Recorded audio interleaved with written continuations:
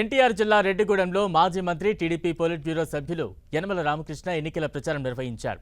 NDA బలపరిచిన MLA అభ్యర్థి వసంత వెంకటకృష్ణ ప్రసాద్ను గెలిపించాలని ఆయన కోరారు. ఎన్డీఏ అభ్యర్థులను గెలిపిస్తే ప్రభుత్వం ఏర్పడిన 6 నెలల్లో చింతలపూడి ఎత్తిపోతల పథకం పూర్తి చేసి రైతులకు నీరందిస్తామని యనమల హామీ ఇచ్చారు. తనను ఎమ్మెల్యేగా గెలిపిస్తే మైలవరం నియోజకవర్గ అభివృద్ధికి కృషి చేస్తానని హామీ ఇచ్చారు. మైలవరం కూటమి ఎమ్మెల్యే అభ్యర్థి వసంత వెంకటకృష్ణ ప్రసాద్. ప్రజలందరూ ఈ ఎన్నికల్లో తమ కూటమికి ఓటు వేసి గెలిపించాలని ఆయన అభ్యర్థించారు.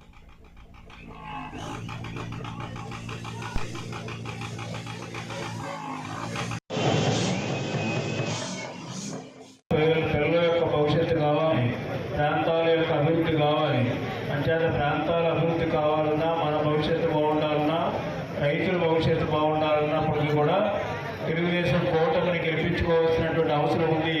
అటు ఎంపీ క్యాండిడేట్ చిన్ని గారిని, అదేవిధంగా ఇటు ప్రసాద్ గారిని మంచి మెజార్టీతో గెలిపించాలని మీ అందరినీ కూడా కోరుతూ ఉన్నాను.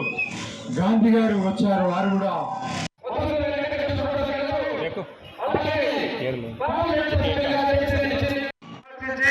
ఈ ప్రాంత అభివృద్ధి కొనసాగాలంటే, మన అమరావతి ఉండాలంటే, మన బిడ్డల భవిష్యత్తు బాగుండాలంటే ఎన్డీఏ కూటమికి గెలిపించి పవన్ కళ్యాణ్ గారు, నరేంద్ర మోడీ గారు, చంద్రబాబు నాయుడు గారి నాయకత్వంలో తెలుగుదేశం పార్టీ ఈ రోజు రాష్ట్రంలో అధికారంలోకి రాబోతా ఉంది.